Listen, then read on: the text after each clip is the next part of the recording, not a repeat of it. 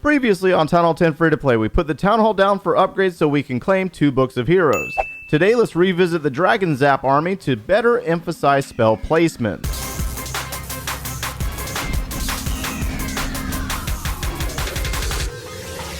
Hey, what's going on, guys? My name is Joe. Welcome back for episode 67 of the Town Hall 10 Free to Play series. Today, we're going to take a look at that Dragon Zap army again for the purposes of looking at the lightning spell and its placement, because I read those comments and I know you out there talking trash after the last episode saying, Joe cannot drop a lightning spell to save his life. And you are absolutely correct, because I was not getting the most value out of my lightning spell. And that also applies to more than just the lightning spell. It applies to those freeze spells as well. So we're going to look at that today. And I'm going to start out with a replay in Clan War first, because you get more time in Clan War to plan those drops. Alright, so let's go ahead and take a look at a replay over here in Battle Elite on this very wall neglected base. This base design is absolutely horrible, but that's not what we're here to take a look at. We're looking at the placement of the spells. And so one of the things about the lightning spell is that it does have a radius of damage, so you can do more damage than just one air defense. You can do damage to buildings around that air defense. And so you want to make the most value out of your spells. Now, you're going to notice that there is a level 17 queen on this base. Very weak queen. But we also do have the level 8 air defense, and we have level 7 lightning spells. Those are also very important to know. Now, notice where he's going to drop those 3 spells. That queen's going to get right in range of that air defense, and he's going to drop it in between on the wall to take out both the air defense and the archer queen. Pretty decent placement here to get value out of that spell. So we're going to go over here to this air defense, and we're going to see a placement in between this air defense, this air sweeper, and also getting damage on this single target Inferno tower. So we're going to wait for that to happen. You're going to see 1, 2, 3 on the wall placement, destroying both the air defense as well as the air sweeper and doing damage to the single target Inferno tower. So again, a very decent placement of that lightning spell. He did not drop it directly on top of the air defense.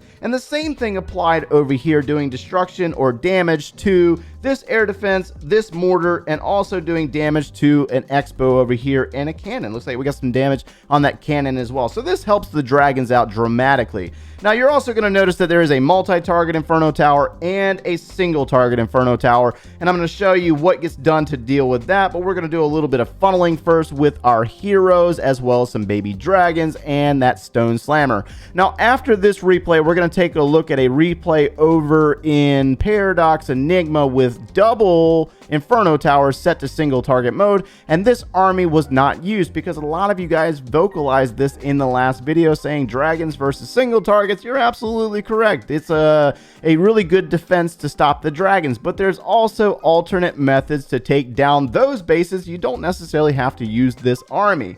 So you notice that we got a nice path, nice wide funnel for the dragons to move in. We got some minions over there clearing out some buildings. Stone Slammer's leading the way. It's a very tanky unit, basically blocking for the dragons. It's going to take up a lot of damage from that single target Inferno tower, and we're going to have a large group of high-level balloons come from that Stone Slammer and then move in and basically block the beam from the single target Inferno tower, allowing the dragons to get in there and take it down. So this is a really good method on how to pad that Stone Slammer into an area where you need it to go to block for the dragons and allow them time to take down the single target Inferno tower, and the dragons are basically going to sweep through this base very easily because this is just a horrible base design overall, and he was able to imply that army very nicely. We're going to speed it up, that way you can see the army for yourself yet again. And I've heard that a lot of players have been using this. They do enjoy it, but also you need to make sure that you get the most out of those lightning spells. But it's not necessarily just the lightning spell itself. You also need to make sure that you get the most out of your freeze spells by doing similar things like we saw in this replay, and I'll probably execute that more at the end of the video. So one of the things about this series that I try to maintain is bringing you relatable content to each of your different play styles. Each of you are on different experience levels, and you know different things. So that's one of the things I try to take into consideration. So I don't necessarily try to insult anybody's intelligence when it comes to showing you an army like the Dragons and Zap and expect that everybody's going to understand the differences between the two. One of the comments that we saw regularly in that last episode on the Dragons was, can you go up against bases with single target Inferno towers? The answer to that is sure, you possibly could, but you also need to worry about single targets versus the dragons, because that's a really good defense to shut the dragons down. But you also need to remember that there are very many other strategies at Town Hall 10 that you can resort to if the dragons don't have the right base for them. So this base here has both of the single target Inferno Tower set, and we're using the hybrid army. This hybrid army is incredibly overpowering at Town Hall 10. It's amazing if you have the high level heroes, if you have the siege barracks at your disposal. You can do it without those things, but it does help out to have those items at your disposal. So what we're doing here is you're seeing the queen move up into the location where the Electro Dragon was at. We were able to get rid of the E-Drag, drop in the rage spell to keep this queen going, take down the enemy queen, and we're basically setting up a funnel and a location for the hogs and miners to work together and go through this area of a L shape, so to speak, basically down and then back up into the other single target Inferno Tower. And the hogs and miners work really well together. The miners take out basically everything, the hogs target the defenses, and this is just one of like multiple armies that you can use to take down bases with single target Inferno Towers. You can use the Bow Witch, you can use the Pekka Bow Bat. Pekka Bow Bat does really nice. The bats are really strong against the single target Inferno Tower. The same thing applies to the witches. So there's just multiple options out there for you. You just need to understand the armies that you're using and the bases that you're looking at. Single targets normally tells me use bats or use witches or use the hybrid attack like this, and you'll see that the hogs have been able to take out single target very nicely. The queen has been able to keep that Expo distracted the entire time, and they're going to be very successful on this base. So I want to go ahead and speed it up, that way we can move on to a live attack, but I did need to point out those different things for you because I think a lot of you guys out there get confused with seeing a new army and you think that it's applied to everything when it's just a new tool for your toolbox. So I hope I didn't lose you on that last replay, because I needed to show you that there are other strategies that you can use if you're going against the single target Inferno Tower. Now we're going to take a look at this replay to finish this out for the replays. This was an attack from the other day when we were doing our testing with this army. We got Emily versus AK, and the placement of spells is actually quite fascinating to see in this replay.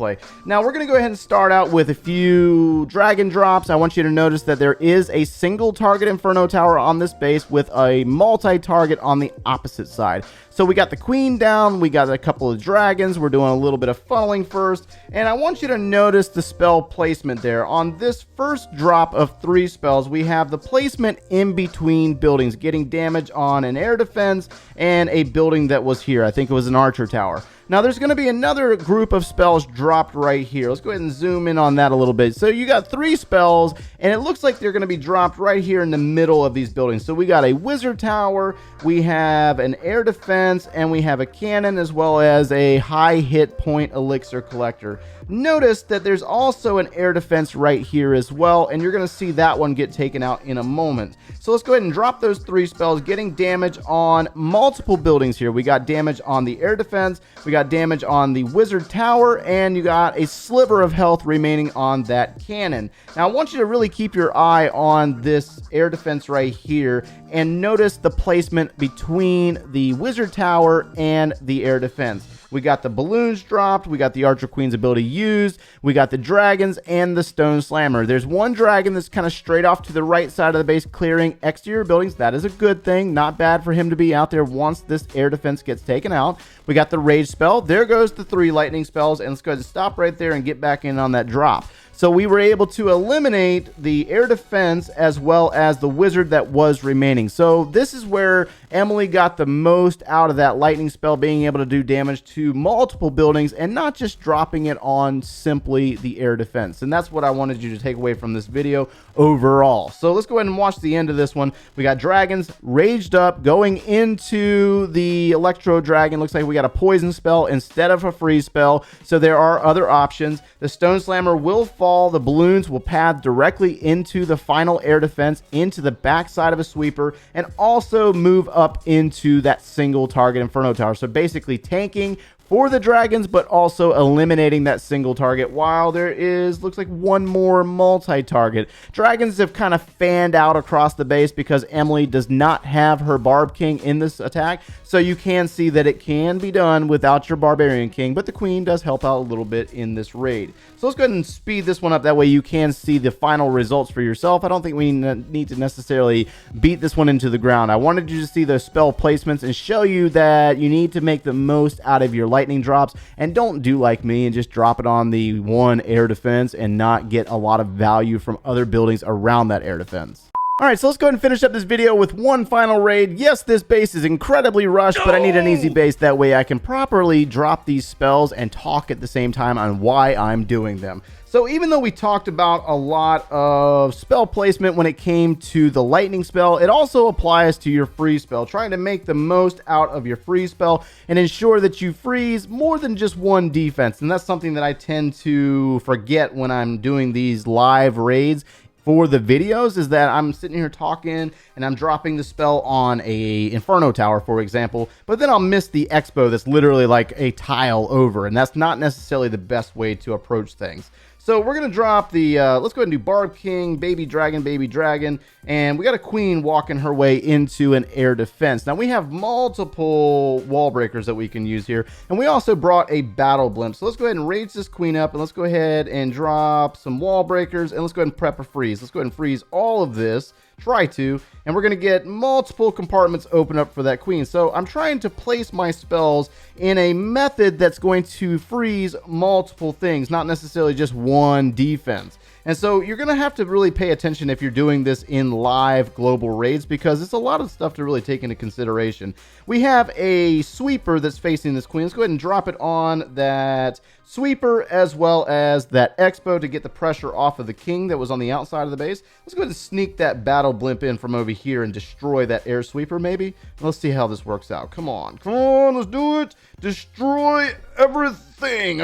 Oh, I love it. I love that so much. But anyways, let's go ahead and drop another freeze spell. So we got some damage being done over here. Let's go ahead and freeze that. And let's drop baby dragons around. But anyways, the point, hopefully I got the point across in placing the freeze spells, is that even though you're doing it really fast in these global raids, you do have to pay attention to the placements. You get more time to plan this stuff out if you are doing it in a clan war attack. That's why a lot of players love clan war, because they get a lot of time to practice these raids or plan these raids and go in and execute them perfectly fine. Now, this might not necessarily be the case for you, but for a lot of players that are more serious clan war players, that's what they like about it, is that they get to plan the attack, execute the attack, and be surgical and all the other good stuff. But it also applies to your global raids as well. So we were able to take a big chunk of loot off of this very rushed Town Hall 10 base, but hopefully it was a decent enough example to show you that the freeze spells also apply when it comes to your spell placement. And I do believe that that is going to wrap us up for today. Hopefully the information in this episode was valuable to you, and the placement of those lightning spells or the freeze spells. If you have advice, drop it down in the comments below for other players to read over and try out for themselves.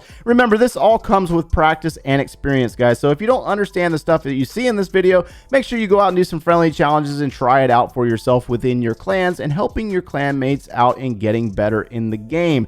Now, as you can see, we are exactly 6 days and 21 hours until we go to Town Hall 11, and that's really exciting. But this week we're going to try to finish out with a few more strategies, covering balloons a little bit, maybe some more electron, and we'll see how the week goes on. If you enjoyed the content, make sure you leave a like on the video and subscribe if you have not done so already. And if you like watching us every single day, turn on those notifications. If you want to see the Town Hall 10 free-to-play series from the very beginning, click one of those links over there, and we will see you in the next one, guys.